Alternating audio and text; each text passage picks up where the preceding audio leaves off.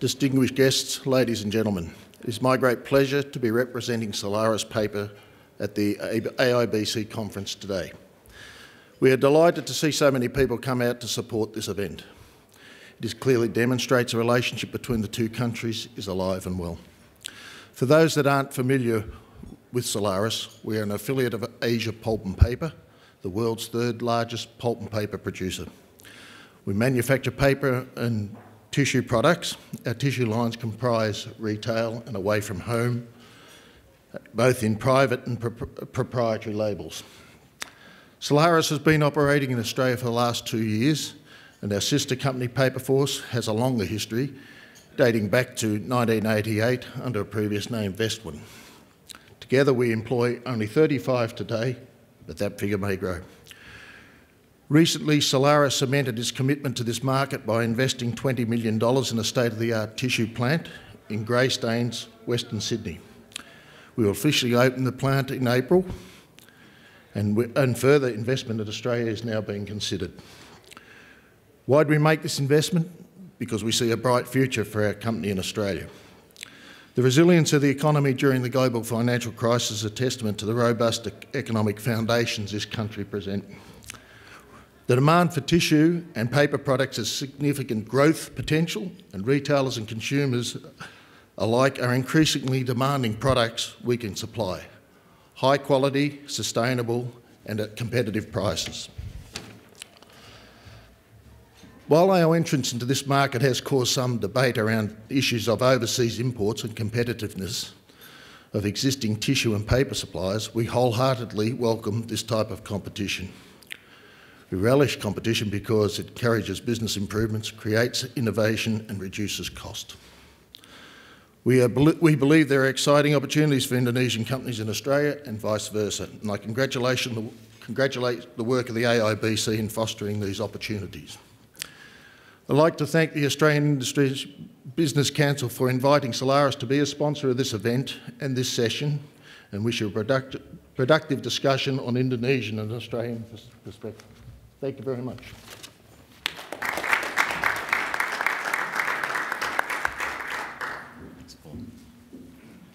I will now introduce Mr. Bill Farmer, previous Ambassador of Australia to Indonesia. He's been a wonderful friend of AIBC for at least a decade. Mr. Farmer, if you'd like to lead a panel. Well, thank you very much. Is that working? Seems to be. Look, I'd like to begin by acknowledging my wife Elaine, and the rest of you can fight it out among yourselves.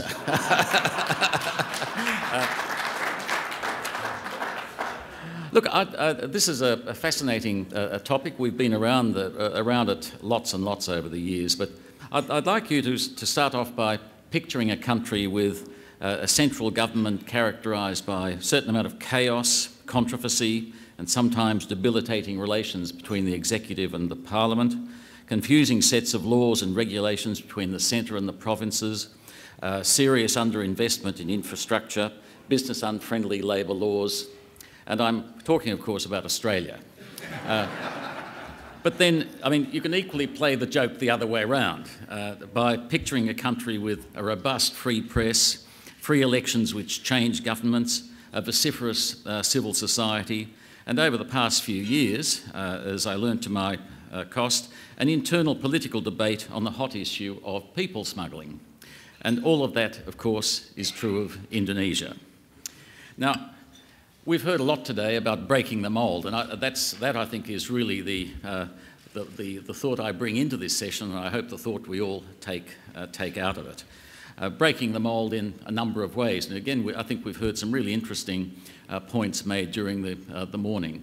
I mean, I think we are, in both countries, breaking the mould by our actions. When you look at the transformation of Indonesia in this last 12 years or so, a hugely different society, hugely different polity, a very different environment in which people operate and in which Australia works in its own interests.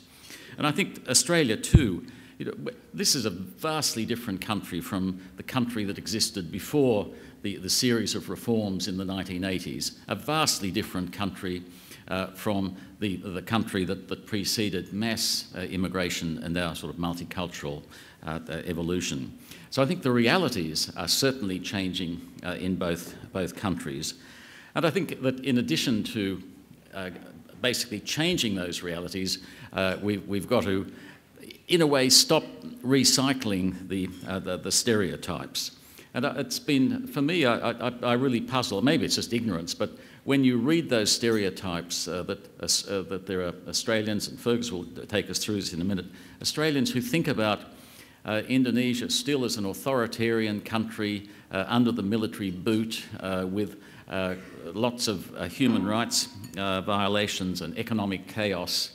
And you also encounter Indonesian opinions sometimes that Australia is a country set on breaking up Indonesia or humiliating it, a country that can't be trusted. I think those stereotypes just seem to me not to be in any way related to the Australia and the Indonesia I know. And certainly I think on any objective look, lots of Indonesians and Australians are working to change the realities, not just get away from the stereotypes, but they're too busy actually in the real world doing stuff. In the business world, those we've heard today, that's still pretty undercooked. Our political leaders simply could not go further out of their way to give the message to themselves and to each of us here that the relationship matters and they want to make it work properly. Our bilateral relations, I mean, everyone here knows that they're really incredibly broad and in many ways very, very deep.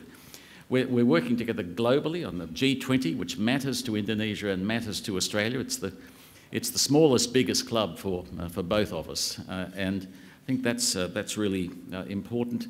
And we've definitely shown over the last 10 years that we can work together, showing sort of regional leadership on issues like people smuggling and illegal fishing, counter-terrorism, and so on. So, I mean, we are together doing a lot in terms of government work, business work, and also people-to-people links, where the Indonesia-Australia conference a couple of years ago came to the conclusion that people-to-people links, we've worked out the secrets, we know what's got to be done, we just need to do a heck of a lot more of it. And I think that if during this session we're able to address those stereotypes, but also look at that issue, how to break the mould.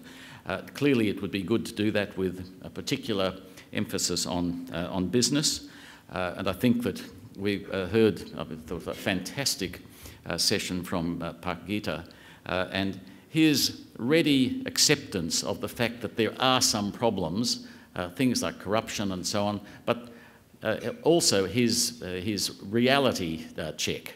Yes, there's this, but no, there's not that. Yes, there's. I mean, that's the sort of reality that we need. So it's not rose-coloured, and it's not doom and gloom. So our three speakers here today are really, I think, exceptionally well placed to, I hope, move us on.